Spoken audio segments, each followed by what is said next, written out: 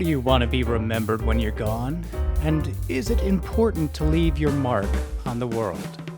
Welcome to No Two Gays About It, the podcast that gives voice to the over 50 gay male. I'm Tom Burke.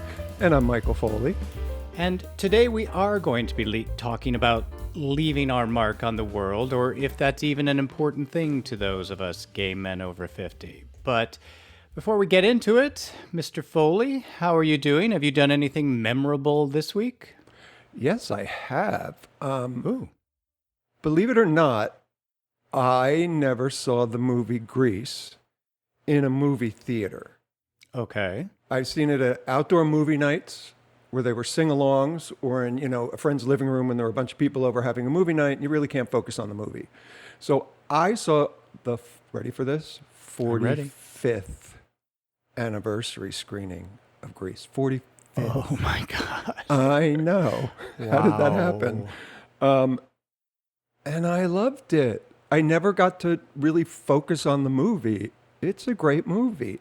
I mean, and the music always, I love the music.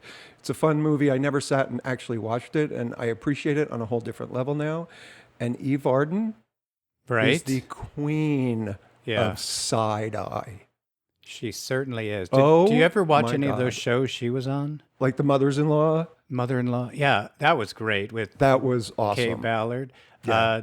But that first, she was on stuff. I just saw it on Nick at Night or whatever. Like My Miss Brooks, right? Yeah, was that it? Yeah. Okay. Cool. Yeah. Cool. So that was such a trip, and I went with Larry from the gentleman who runs Musical Bingo. So we had a blast. It was a hoot. Fantastic. How about you? What's happening in your world? Oh, Michael.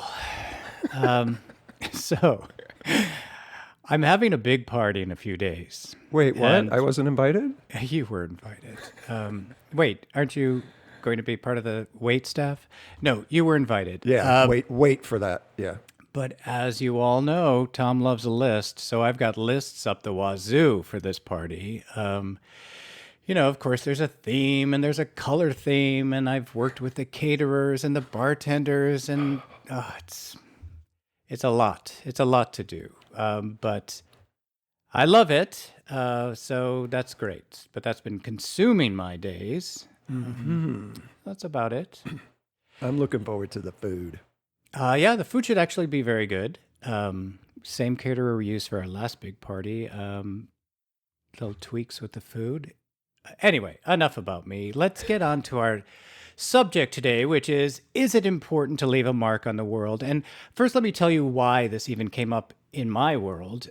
Friends of ours, Robert and David, celebrated their 19th wedding anniversary, and they were one of the 7 couples who sued Massachusetts for same-sex marriage, and they won, starting the whole same-sex marriage revolution, and which is so amazing, to think about those 7 couples having the balls to do that. Yeah. But another friend of mine said, wow, 19 years, and that they did this. This is definitely the way that they're leaving a mark on the world. But we were at a dinner, and someone else said, but they both were married to women and have children and now are having grandchildren. So isn't that what their legacy is? And that just started this whole conversation about leaving your mark on the world. What is your legacy? And the thing is that we did a show, The Gay Bucket List, a while back, and the very last thing on the bucket list was to leave your legacy. So that's why I wanted to bring this subject to you and kind of figure out, what is it to leave a mark on the world? And is that an important thing? Any thoughts on that? Yeah, I mean, I think it's important for all of us to feel like we've made a difference in some way. Yeah. And for a lot of us, it's not going to be being one of those couples who changed the face of politics and marriage in the country. But yeah, I think all of us think about that and how we want to leave this place a little better than we found it in some small way. Yeah. Well, I know I did as a kid, and even as a teenager, thought about, I'm going to do these amazing things, and I'm going to be in every history book. And, I'm sure that's what every person growing up thinks. But then we have to realize, well, life takes over, and we're not, like you said, we're not all those people. So leaving a legacy, number one, is that even an important thing to do? And if it is, what are the legacies that we can leave? Yeah, we're not all going to change politics, Right. but Well, if we're we, not all not going to cure cancer or come up with, a vaccine that eradicates polio. or be share and leave, this list of amazing songs and You know what? Don't you tell me who I can or cannot be, okay? Because on the inside, I will always be Cher. I'm sure you will So there. be. So good for you. But it's funny because you said when you were younger, you had all of these ideas and things that you wanted to do, and I am the polar opposite. Really? I didn't think, I didn't see a life beyond what I was living just because of the environment I was raised in. Okay. And just surviving a day was an accomplishment for me. Wow. Well, So I look back now at that young boy who didn't have any aspirations or goals, and I look at the life that I've led, and I did a pretty good job. Like okay. I'm mostly proud of everything that I've done, I have to say, and in some small way, that's a huge accomplishment for me. So then it is. Congrats on that. I agree with that. So are accomplishments, whether big or small, is that your mark on the world? Is that a legacy to leave? Yeah, I think Yeah. again because there are 8 billion people on the planet now. The amount of people who are going to do something massive and life changing for an entire population is rather small. So I think if we keep things into perspective and look at life as incremental and accomplishments and just there are those moments where you meet somebody and you have an experience and then you run into them years later and there's this moment of and I've done it to people and people have done it to me where they say you changed my life in this particular way because you said something to me that I never thought about. Right. And I know I have people that I have said that to where you don't even know. It's the ripple effect. You Oh, don't totally. know Yeah. what any given moment that you give to somebody from a very genuine place and from your heart, you don't know the impact that's going to have in somebody's life. I was told that same thing back in New York when I was there.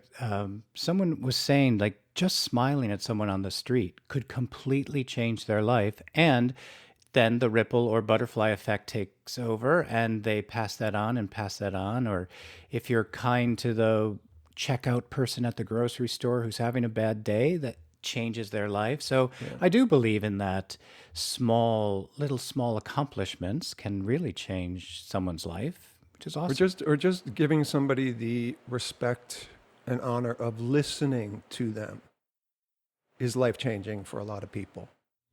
Just the So, fact that they could go, "Oh, I was heard," which I think is an important thing for all of us, and it's something that we should remember.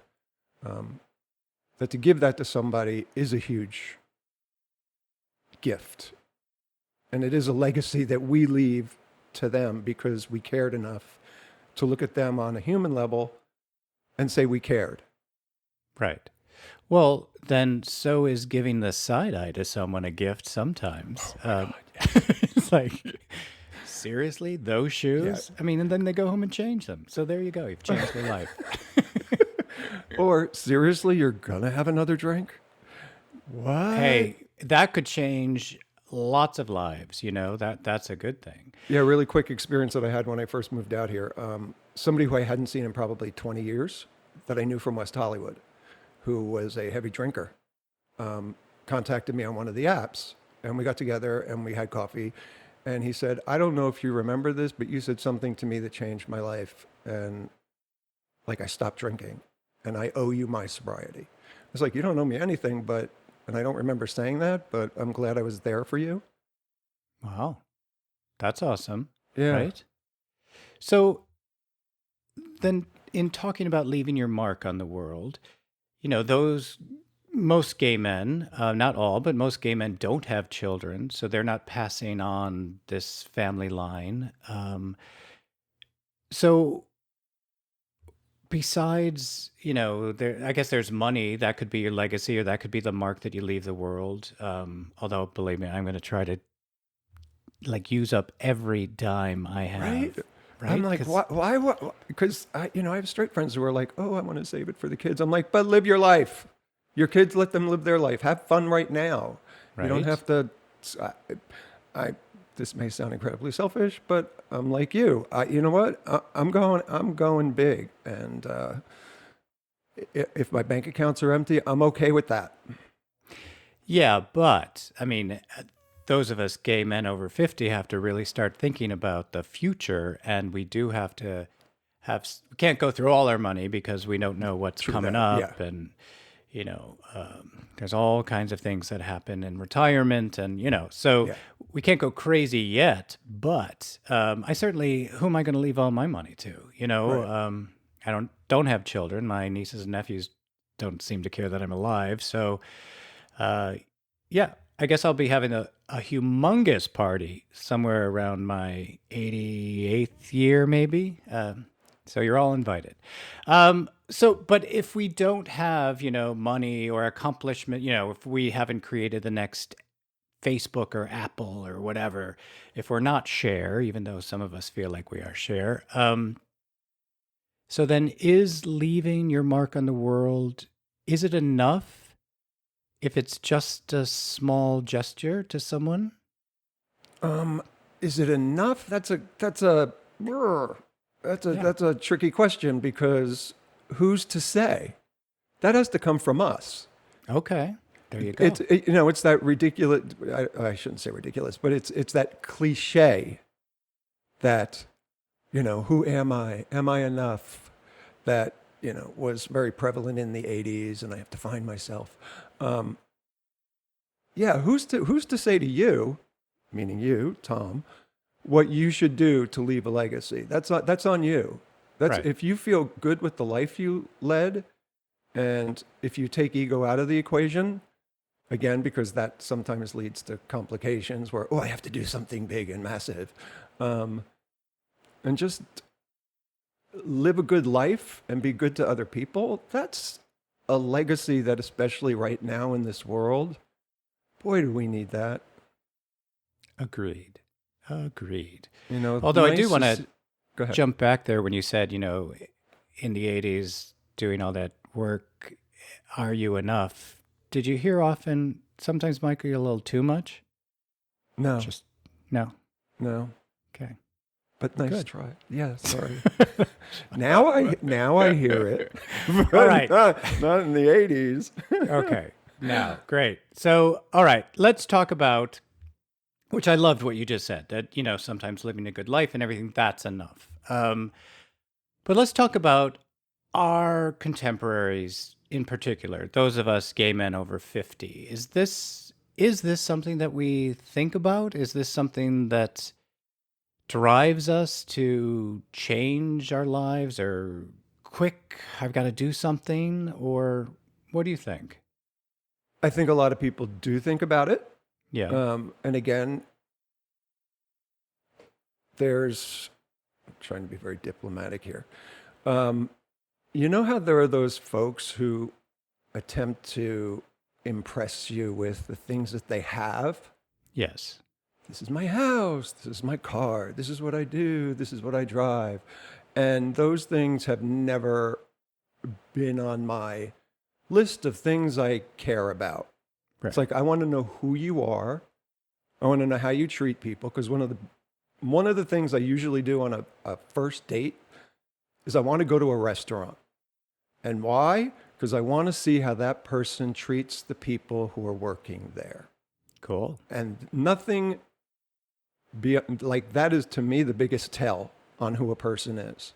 And if somebody's a dick or not nice, then I don't feel like all the stuff that you have makes you a great person. Right. It's how you treat the people who are around you. Totally. That's a given, I believe. Yeah. Um, but Because honestly, if somebody worked in McDonald's and had, was able to support themselves and led a happy life, what more do you need? I'm there. Nope, sorry. No. Nope. Okay. For me, again, it's not about what they have, what they do. No, I'm not It's how saying you that it's treat about. somebody. I'm not saying it's about what they have or what they do, but you know, I just want to make sure that whoever it is can support themselves for the rest of their lives Yeah, in a that's way, that's what I said. It's. But you don't want to be, 80 years old and still punching the clock at McDonald's. There are again, 8 billion people on the planet. There's a lot of people who at 60 and 70 are still No, getting oh, up and believe going me. to work every day. And it doesn't take away from what they've achieved in their life or their accomplishments or the mark that they're going to leave.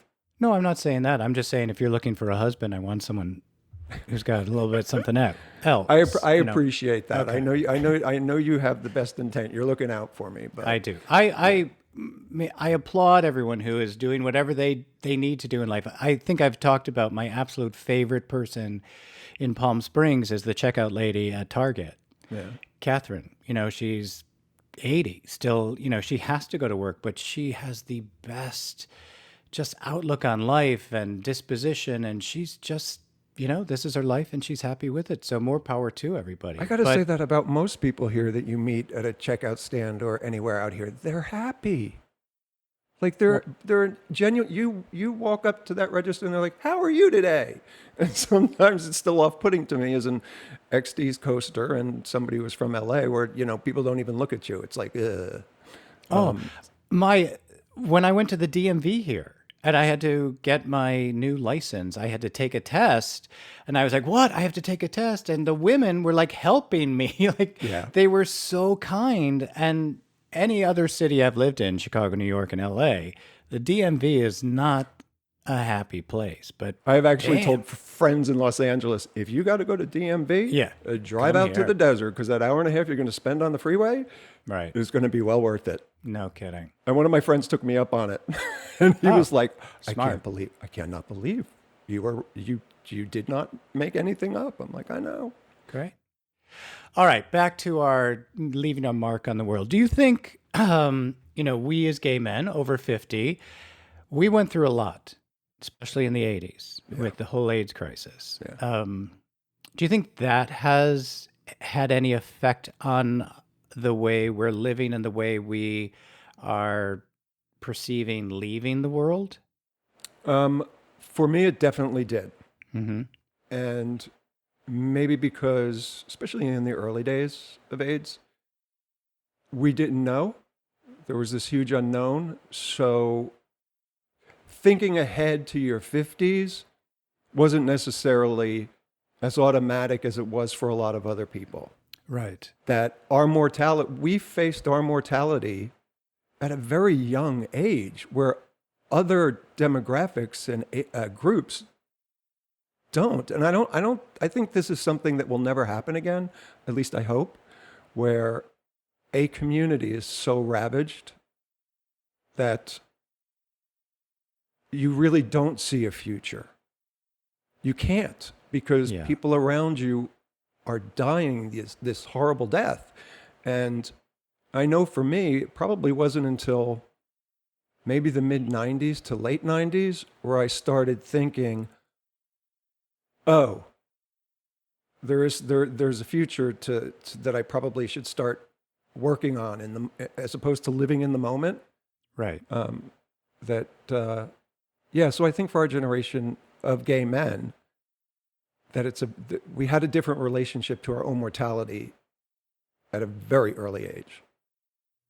So you said in the mid 90s that kind of shifted for you. And so do you still carry that with you though? Or Yeah, that's something that I don't think will ever leave me. That there's Yeah. there's a sense of living in the moment that I guess I was gifted with, that I don't think will ever leave me.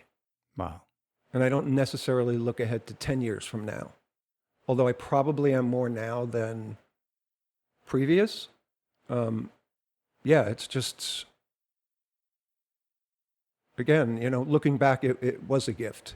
And I also carry all of those friends that I lost. Yeah. and realize that they're living through me as well. Oh, Yeah. yeah. It was an incredibly fearful and sad time that we all made it through. So, what was your experience like during that time? Well, it was a very hard time to be just coming into your own sexuality for sure. I mean, because of all of that fear. And I think that's also why it was so important when I met Scott, my husband, that was in the 80s, that we just became this one together. Right. And so we could create our own little world and keep everything else out, if that makes any sense. Yeah, it makes perfect sense. I have to And say. so the two of us together, I was so grateful that he did come into my life, because I remember one night just lying on my bed. I was living underneath the Hollywood sign, and it's just like, I can't do this alone. It was too hard because there was so much fear and so Yeah. much death and so much we just didn't know. Every time you coughed, it was like, oh my God, is this it? Am I Right. going? And every So, time you went for your HIV test, there was this. Back then, you had to wait like 5 days, 3 to 5 days, and those days were suffocating. right. And we would always go as groups, like just so we Oh. could have that support. Well, see, that's why, I think I made it through, because I had Scott and we supported each other and we created our own little world. So yes, all of this horrible stuff was going out, even through the 90s. There was Yeah. still all of this like really negativity and bad things happening, but we created our own world together and we planned our future together. I don't think I could have planned a future if I was by myself. Yeah, So because trust me when I tell you, it was challenging. And then you know, because I dated people who were HIV positive back then, it wasn't an issue for me because I knew how to take care of myself. Um, just having that over a relationship and the fear that you knew you were going to lose them eventually, um, I think opened you up in ways I'm not sure I would have been as open as I am today if I hadn't experienced that because time was finite. And I don't want to say you loved deeper, but you loved differently because there was an immediacy in that relationship. right. And again, it was a gift for me. Um, so yeah, you guys, I totally see. So it's so nice to hear another side of that where you guys became each other's, you insulated each other Sure. and you were able to create this world where, it's almost like the big bad wolf didn't get in. Exactly. Yeah. Yeah. And very ironically, I don't know if that's the right word, but then when COVID hit, we did the same thing. We were there together, isolated, and we created this little bubble that we had.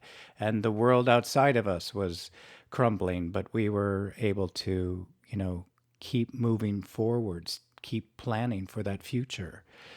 Yeah, so much that we have been through as gay men, of this certain age has really kind of formulated who we are today and how we're looking to leaving this world, which is really such a sad thing. I mean, to think about, oh, am I leaving a mark on the world? That makes you stop and say, but then that means I'm leaving the world, and that's a really hard thing to actually do. You know? Um, Again, maybe because your experience in the 80s and 90s was different than mine. So now when I look at it and go, I'm leaving the world, honestly, I'm kind of joking, but sometimes I'm like, oh my God, I can use the rest. I don't it I don't feel sad about leaving the world because I know I have squeezed so much out of it because of my experiences in the 80s and 90s. Um,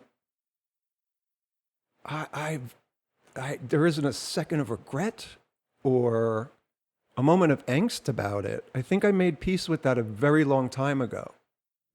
And again, So, another gift that came out of the 80s and 90s. so then is that the mark that you're leaving on this world?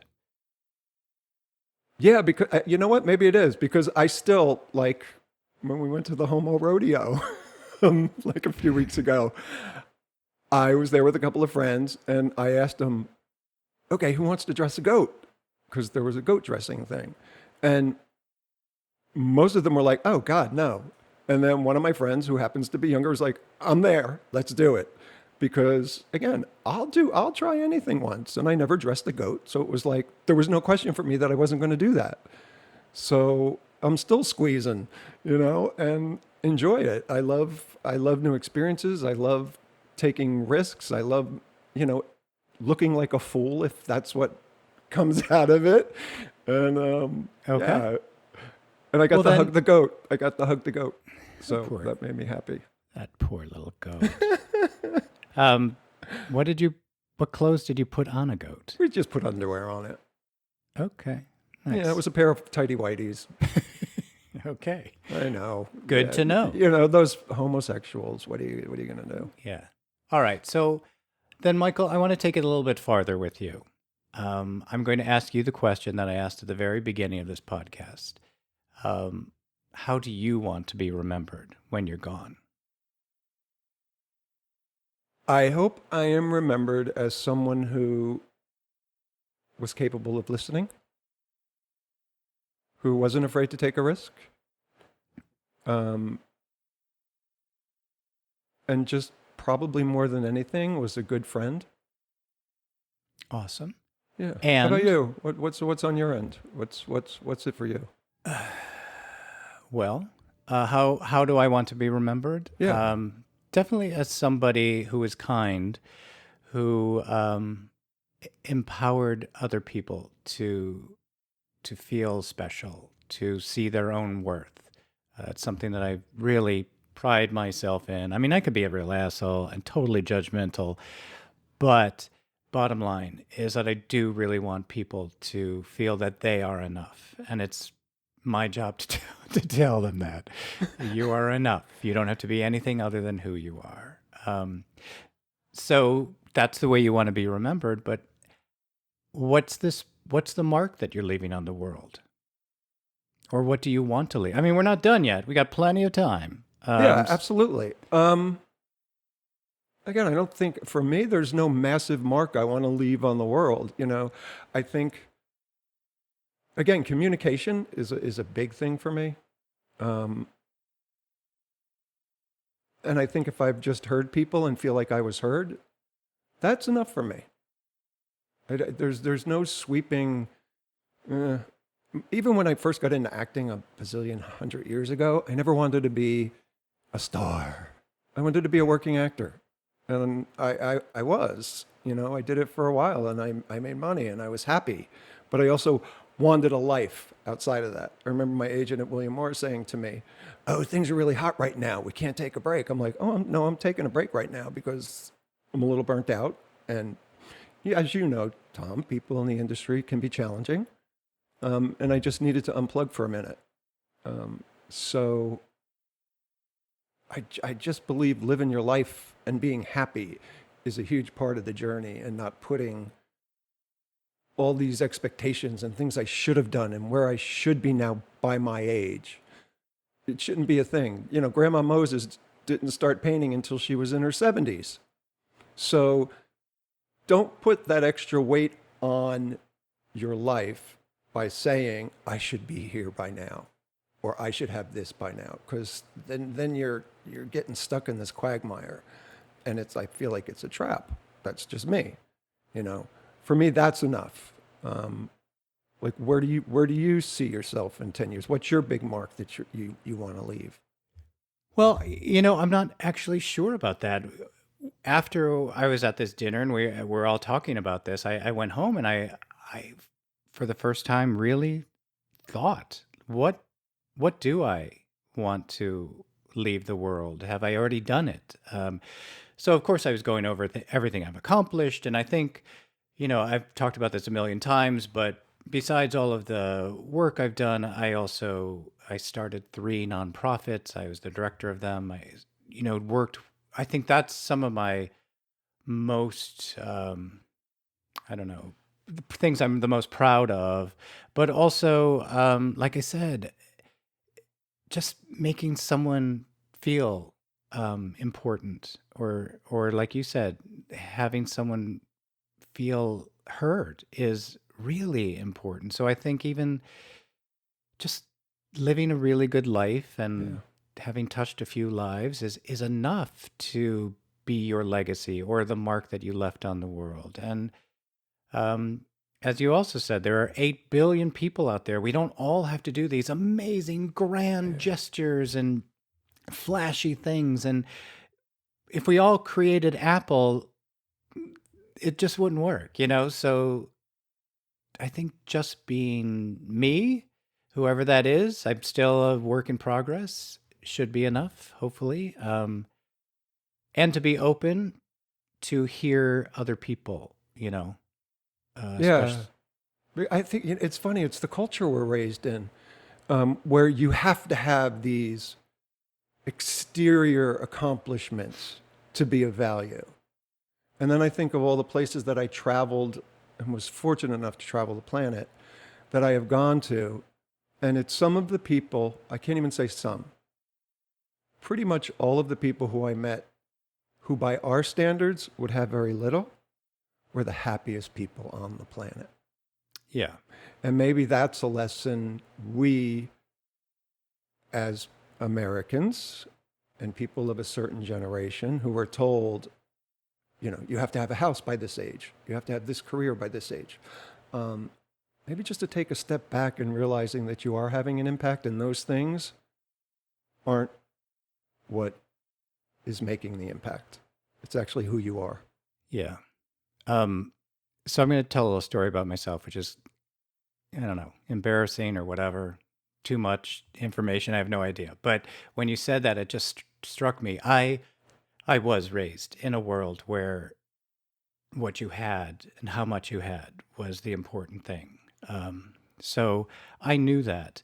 But in growing up, and I don't mean this in a bad way at all, but I had friends who didn't live the lifestyle that my family was living. And I felt that these poorer families were so much happier than the people that I was growing up with.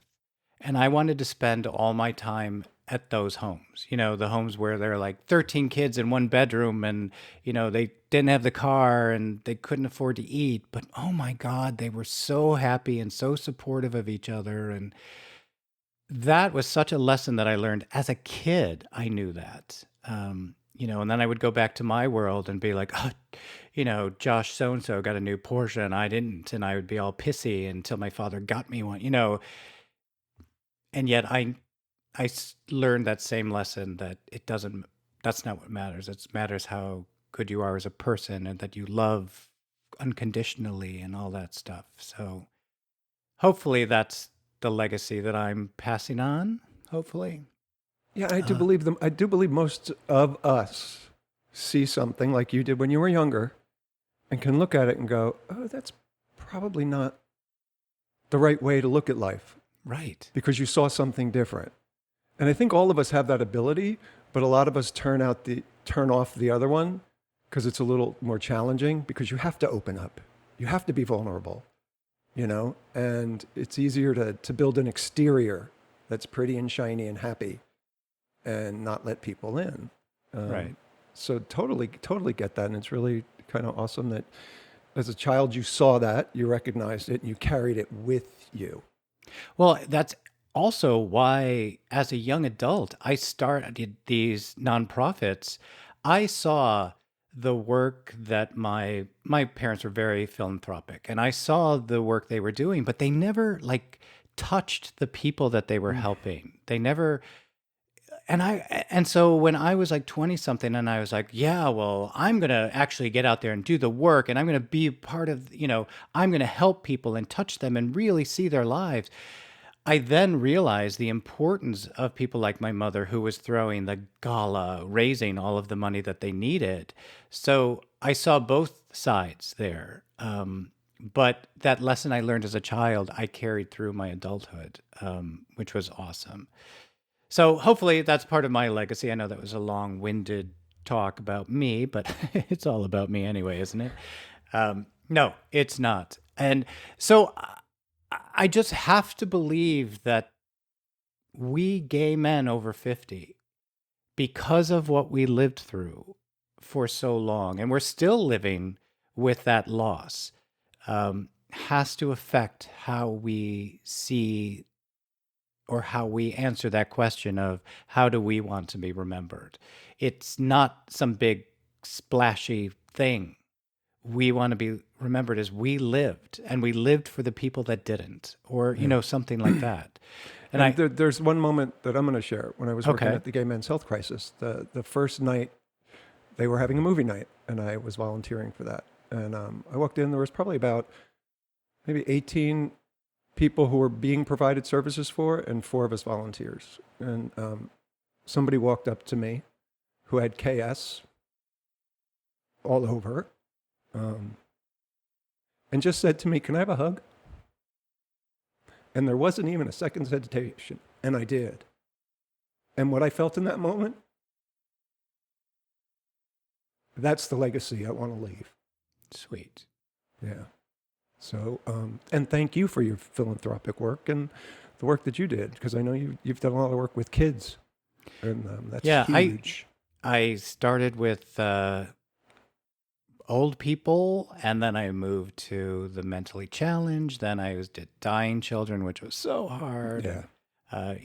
Now I'm on to my next thing. I'm looking for my next whatever that's going to be. But I would like to encourage all of our listeners out there, all you other gay men over 50, to let us know how you want to be remembered, or is that even something that you even thought about, a legacy, or is just living your life a good life enough?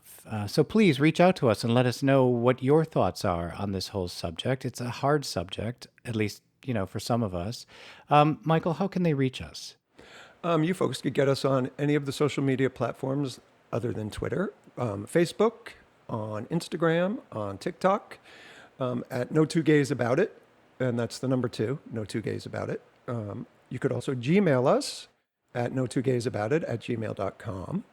We are also on YouTube now, so I hope you guys check us out there. And don't forget to like us and subscribe, because that helps build our presence on YouTube. And for folks who want to support us and to help us keep this going, you could pop over to Patreon and become a member. It gives you early access to videos and some other fun stuff, hopefully, that'll be coming down the line. And that's at patreon.com/no two gays about it. Again, you get early access. You become part of our family in a different way. And we would greatly appreciate your support on any of those platforms and outlets.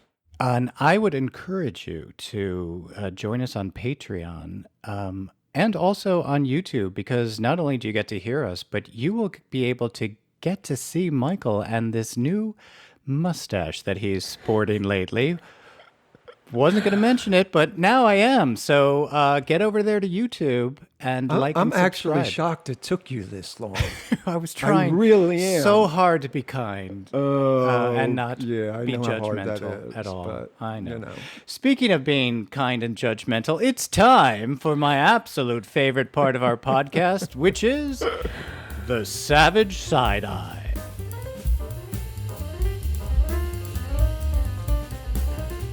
And today's side eye is an interesting one. It's going out to the LA Dodgers, who uninvited the Sisters of Perpetual Indulgence for Pride Night. Yes, they did. Oh, no, wait a second. I have to take back that side eye. Because, Why? they re-invited after uninviting the Sisters. And I just got to say, what the hell? How do you uninvite and then invite? It's just the most bizarre thing. But And the reason the Dodgers did this was because of two high-profile Catholics who decided to chime in. And one is little Marco Rubio, and the other one is Bill Donahue, who is a rabid rabid homophobe, anti-LGBTQ folk. I'm sure you know who I'm talking about. He's been around since the dawn of time. And these two, who convinced the Dodgers to rescind their invitation, have yet to actually speak out against the church that they belong to, which is the Catholic Church, for their transgressions. And they continue to choose to attack our community. So I just, seriously, Dodgers, these are the people who you chose to listen to? And I have to say, the reason they probably invited after uninviting is because they fucked around and found out what would happen. And the backlash from our community was not even our community. Yeah, our it was allies. more than just our community. It was our allies too, who slapped back and was like, how fucking dare you? Because if you know the sisters, they've been around since the 70s. And doing really good work.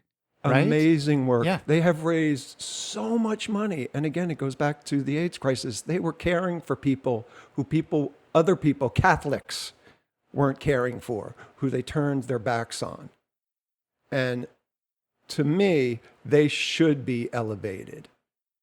And I can't figure out what the Dodgers were thinking in this particular moment. Well, the good thing is that they are coming back. You know, the sisters are back. So it's one of those weird situations, though, where I'm like, should they go now? Because did you hear what the mayor of Anaheim did? No. And what the Angels did? No, what? So the LA Angels, well, they're Anaheim Angels, Anaheim. sorry. Yeah. They, as soon as that happened, invited the sisters to their Pride Night. Great. And then the mayor of Anaheim, the happiest place on earth, because Disneyland is there, Right. invited the sisters to sit in her box for Pride Night. Nice. Yeah. So I'm curious, because we usually don't go here on the Savage Side-Eye. Would you go after being uninvited? Oh, God, yeah. Yeah? Okay. Because the world is watching. So I think you need to go and be like, yeah, see, what was that all about? You know, the visibility, I think, is important. Yes, go, but then also go to Anaheim and be like, yeah, fuck them up there. Yeah. You know, keep the eye on this. The Sicilian in me has a hard time, like not wanting to. I'd be like, fuck you, I'm not going to go. But yeah, No, that's a great point. Great Yeah, point. I think they need to go for the visibility because the world is now watching. And that's the big finger to Marco and the other guy, right? And to show them, what are you all afraid of? Exactly. Yeah. Yeah, good point. Thank you. And then more people learn about them and the amazing things that they have been doing over these years. So yeah, I think it's important to go, but go with a little side eye, sisters. Not all hunky dory there. And thank you, all right. sisters, for the work that you've been doing all these years. Thank you, sisters. And thank you to everyone who's been listening to us. Please get out there and live your best lives, whichever way you want to leave your mark on the world. Do it in a really lovely, savagely side-eyed, gay, homo way. I guess. I don't know. I'm there. I'm for Good. the ride. Absolutely. Awesome. So let's go for that ride. Thank you very much, Michael. Until next time. Until next time, thank you, Tom, and thanks everybody for listening.